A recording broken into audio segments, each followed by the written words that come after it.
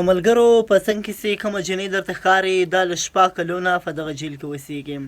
په څه وجه باندې اوسېږي؟ دغه جنۍ وایي زما ورېنداره سوه هغه زما ورور مړ کړو.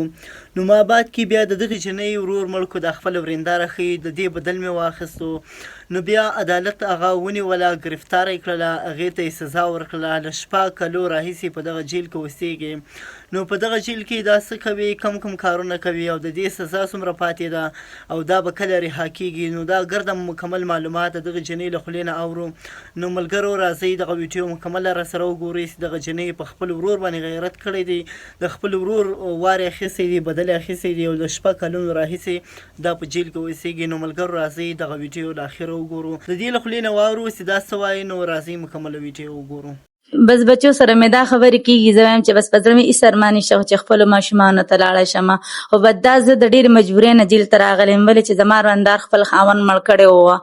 نو بس بیا هغې چې کم ورور باندې پیراډایم شفټ راغلی دی او دې کې ټول نه هم کردار چې کوم دی لکه زموږ ایس سی ایس صاحب شو، زموږ آی جي صاحب شو، زموږ سپرډنټ صاحب شو، دوی پکې ډېر زیات کوشش کړی دی. کم دین دشمني هم ښه خبره نه ده چې دا ښځې چې کم دی دا خاوندان مړه کوي، دا ښه نه کوي. ځکه چې واده کړې ښځې له داسې په کار دي چې اول پردي سړي سره خبرې کنډل یا بیوټي پارلر تاسو ته خو ماشاءالله قاضي صاحب دا ډېر ښکلي انیشیټیو کړی، کمپیوټر او وغیره هغه دنیوي کې د څه بټنې مټنې والي څه دي زده کړو که نه؟ هر څه مې زده کړي، هر یو کورس مې کړی دی، د سلۍ مې هم کړی دی او د پارلر مې هم کړی دی. مړ کړو دا یې چېرته بل ځای تعلقات نو بس بیا مې له مک کرور مړ کړو. نو هر عدالت کې مې دا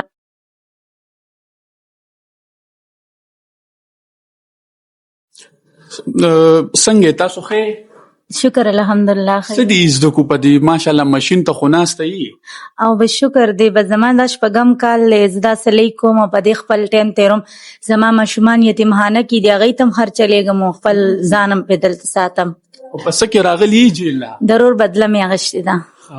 جی صحیح ده. نو دلته دې اوس څو کاله وشو؟ 6 کال مې دی.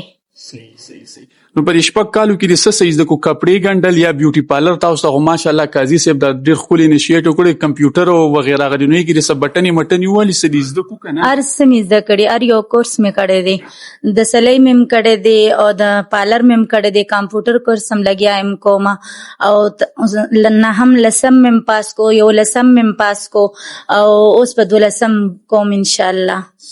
او دې کې موږ ته بیا یو کال ماپي هم لګي. نه ماشاءالله ته خو ډېره تکړې ده، د کپړې مپړې دې مغه اوس مې هم دا جامې جوړې کړي د لکان هم جوړوم. دا جامې اوس ته بیا چاله لېږي؟ بچو له خو دا به زه بچو ته لېږم. جي هغې ته څه یادېږي څه رابي؟ ولې نه، ما له ماشومان جیل ته دننه راځي، شکر الحمدلله. ما سره سیوان میډمانې دومره ښې دي، زما ډېر خیال ساتي، زما د ماشومانو زما ډېر خیال ساتي. چاته هم جیل ته دننه ماشومان نه راځي، ما ته دننه راځي. بچو ته څه وایي چې بچي دله بیا راشي؟ بچو سره دې څه خبرې کېږي؟ بس بچو سره مې دا خبرې کېږي، زه وایم چې بس په زړه مې هېڅ ارمان نشته چې خپلو ماشومانو ته لاړه شمه. خو بس دا زه د ډېرې مجبورۍ نه جیل ته راغلی یم، ولې چې زما ورندار خپل خاوند مړ کړی وه. نو بس بیا هغې چې کم ورور باندې مړ کړو دا یې چېرته بل ځای تعلقات نو بس بیا مې له مک کرور مړ کړو. نو هر عدالت کې مې دا واقعه شوې وه سن 2020 کې د 10 میاشتې 10 تاریخ باندې دا واقعه شوې وه. خلکو له څه پیغام ورکول غواړي د جیل ماحول کې چې تاسو څه زده کړو، هغه خویندو ته څه ویل غواړي؟ نو بس زه دا ویل غواړم چې په یو کله چې کم دین دشمني هم ښه خبره نه ده چې دا ښځې چې کم دی دا خاوندان مړه کوي، دا ښه نه کوي. ځکه چې واده کړې ښځې له داسې په کار دي چې اول پردي سړي سره خبرې نه کوي او چې بیا کوي نو بس بیا د خپلو مشرانو سره مشورو کې چې زه کور کې خوشحاله نه یم، زه دا خاوند پرېږدم، د خپلو مشرانو په لار دې لاړ شي نو هغوی به کامیاب وي. او چې څوک داسې کوي چې لکه د دماغو نه کار وانخلي او خپل خاوند په خپل ملګري مړ کړي نو دا ډېره غلطه خبره ده. زه دا سوچ کوم چې دکه سړي دا سوچ نه کوي چې مونږ خپل خاوند یې مړ کړو نو مونږ هم سبا به چا مړ کولی شي. زما خپل ورندار داسې کړي دي نو زه ځکه داسې وایم. نو بس د یو ښځې د لاسه زه دلته ناست یم، زما بچي در په یتیمخانو په لار کوڅو کې ګرځي. ما ته ډېر زیات افسوس راځي چې د یوې ښځې د لاسه زه دې ځای له ورسېدم، زما بچي په لار کوڅو کې وګرځېد. زما زنانو ته دا خواست دی چې د خدای دپاره پردو سړو سره خبرې مه کوئ چې خپل خاوندان مو وي. زه دا زنانو ته زما ده ځکه چې د جیل زندګي ډېره زیاته ګرانه ده. که صحیح ده که دلته زه سلۍ کوم خپل ځان ساتم، خو لکه بیا هم ماشومانو نه لرې، د مور پلار نه لرې، د دې مثال په جمدني قبر دی. د جیل. ګرانو کتونکو دا تاسو د دې دا کار را زیار ولیدو چې ماشاءالله دې دلته د دې دا وینا ده چې نه هم لسم هم پاس کو دا تاسو یو ډیر ښکلی انیشیټیو دی چې دې سره سره دې دا تعلیمي هغې هم روان دی کار هم زده کوي نو د جیل چې موږ وکتل چې کم روح خلکو ورکولو نو واقعي چې هغه نه دی بیخي بدل دی.